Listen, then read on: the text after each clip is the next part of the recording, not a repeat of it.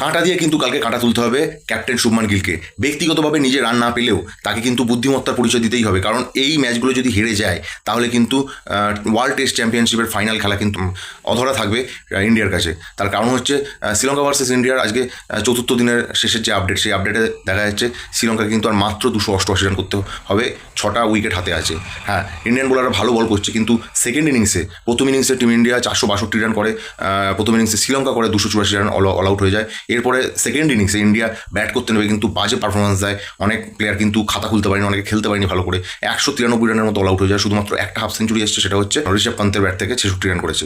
Total 372 রানের target দিয়েছিল শ্রীলঙ্কাকে জিততে হলে, এবং আজকে শ্রীলঙ্কা ব্যাট করতে নেবে কিন্তু 84 রানে ইতিমধ্যে 4 উইকেট পড়ে গেছে শ্রীলঙ্কার, মাত্র আর 6টা উইকেট হাতে আছে। টিম ইন্ডিয়া যদি স্পিনিং ট্র্যাকে যদি ঠিকঠাকভাবে ইউটিলাইজ করতে পারে শুভমান গিল 3টে স্পিনারকে, তাহলে কিন্তু আমার ধারণা যে কালকে খুব তাড়াতাড়ি শ্রীলঙ্কা অল আউট হয়ে যাবে। 288 রান কিন্তু শ্রীলঙ্কাকে জিততে হলে করতে হবে, আর ইন্ডিয়ার মাত্র 6টা উইকেট ফেলতে হবে, তাহলেই কিন্তু ইন্ডিয়া জিতে যাবে এই ম্যাচটা। তো কী মনে হয়, মোটামুটি কত রানের মধ্যে আর শ্রীলঙ্কার অল আউট হবে, কমেন্ট করে জানাও।